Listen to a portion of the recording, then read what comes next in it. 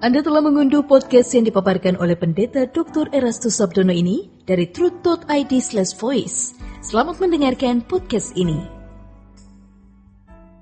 Bapak, Ibu, dan saudara-saudara yang terkasih di dalam Tuhan, kebenaran saat ini berjudul Pengalaman Keselamatan. Saudara-saudara, kita bisa membuktikan kebenaran Alkitab melalui satu hal, yaitu mengalami keselamatan. Ya. Keselamatan yang kita miliki itu harus benar-benar dirasakan dan berdampak.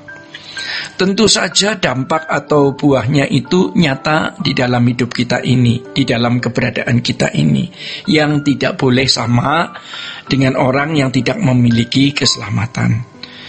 Seharusnya orang dapat menangkap, merasakan, tercelik bahwa kita memiliki Allah yang benar, bahwa Tuhan Yesus Kristus adalah satu-satunya jalan keselamatan. Jadi, dasar kekristenan kita bukan sekedar kita terlahir dalam keluarga Kristen, atau karena tertarik dengan kekristenan, terkait dengan pernikahan dengan orang Kristen, atau faktor lainnya. Seharusnya dasar kekristenan kita untuk membuktikan kebenaran adalah kita mengalami Tuhan Yesus Kristus yang merupakan jalan keselamatan satu-satunya. Pembuktian ini tidak hanya dalam pengertian secara nalar atau pikiran, atau dalam proses kognitif. Karena kalau pembuktian hanya dalam proses pengertian nalar, belumlah membangun kekristenan yang benar. Saudara-saudara, pembuktian ini harus dibangun dari pengalaman langsung, dari kehidupan konkret di mana seseorang mengalami proses keselamatan. Namun kalau definisi keselamatan itu hanya terhindar dari neraka dan diperkenankan masuk surga, maka kebenaran kita yang murni tersebut belum bisa teruji secara penuh. Karena semua agama sama-sama mengklaim Allahnya benar, sama-sama mengklaim bisa membawanya ke surga atau membuangnya ke neraka. Tetapi keselamatan adalah proses dikembalikannya manusia ke rancangan Allah semula. Tentu pembuktiannya melalui pengalaman konkret. Apa itu rancangan Allah semula? Ya, yaitu manusia segambar serupa dengan Allah. Proses ini yang akan membuat setiap kita membuktikan bahwa memang Allah yang benar adalah Allah Israel, Allah Abraham, Ishak, dan Yakub, Elohim Yahweh yang mengutus putranya Tuhan Yesus Kristus. Saudara-saudara, pengalaman keselamatan akan membuka mata pengertian seseorang untuk memahami siapakah Allah yang benar. Ya, pengalaman keselamatan adalah proses perubahan karakter, bukan hanya dari manusia jahat menjadi manusia baik. Sebab kalau hanya demikian, agama-agama dan pendidikan budi pekerti juga bisa mengubah manusia yang bejat, yang rusak, yang biadab menjadi orang baik. Tetapi proses keselamatan itu merubah manusia dari human being menjadi divine nature, atau menjadi divine being. Dari human being menjadi divine being. Dari sinful nature menjadi divine nature. Pengalaman keselamatan seperti ini luar biasa, ya.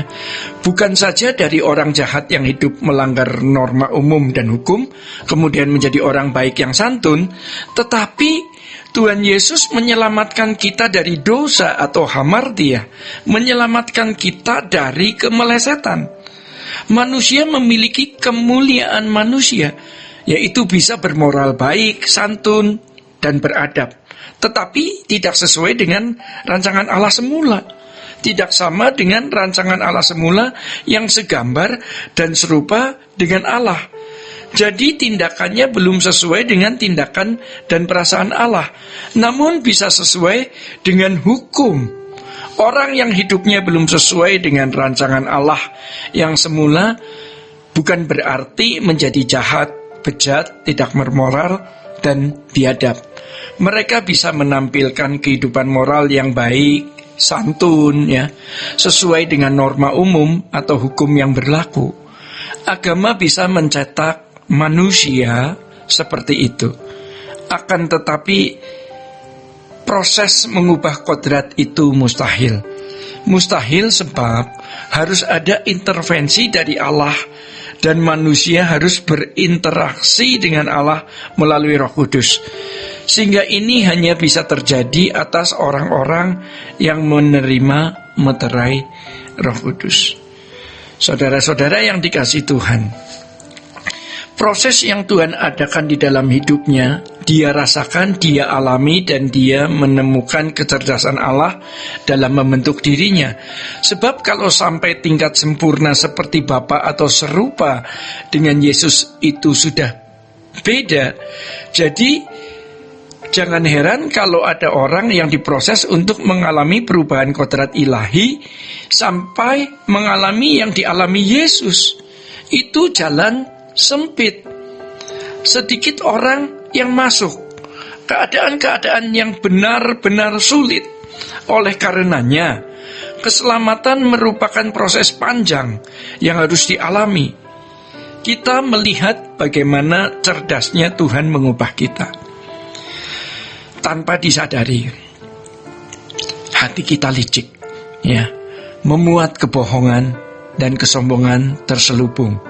Tidak hanya itu, kita juga diisi oleh pikiran najis yang ada di belahan paling dalam pikiran kita.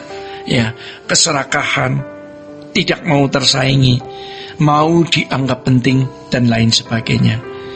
Dalam proses panjang, keselamatan Tuhan merajut kodrat ilahi dalam diri kita dengan mengikis berbagai kejahatan tersebut. Proses ini berlangsung terus sampai kita menemukan manusia baru.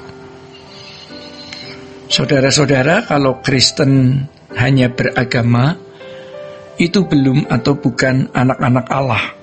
Sebab anak-anak Allah itu harus berkeadaan seperti Bapanya. Maka Tuhan Yesus berkata di Matius 5 ayat 48, "Kamu harus sempurna seperti Bapa di surga sempurna." Maka harus ada intervensi Allah dalam setiap hari, dalam kehidupan konkret, dalam pergumulan konkret, bukan hanya di atas kertas. Keselamatan adalah sebuah perjalanan panjang yang dijalani dalam perubahan kodrat yang dituntun oleh Roh Kudus dengan kesediaan setiap individu untuk diubahkan secara konkret. Saudara-saudara, demikian kebenaran pada saat ini. Tuhan memberkati. Sola Gracia. Untuk berlangganan renungan harian dalam bentuk cetak, silakan hubungi Truth Literatur di nomor telepon 0878 7870 7000. Untuk mendapatkan CD khotbah, MP3 renungan Truth, dan CD album lagu produksi Sola Gracia, Anda dapat menghubungi di hari dan jam kerja di nomor telepon 021 638 60953. Tuhan Yesus memberkati. Sola Gracia.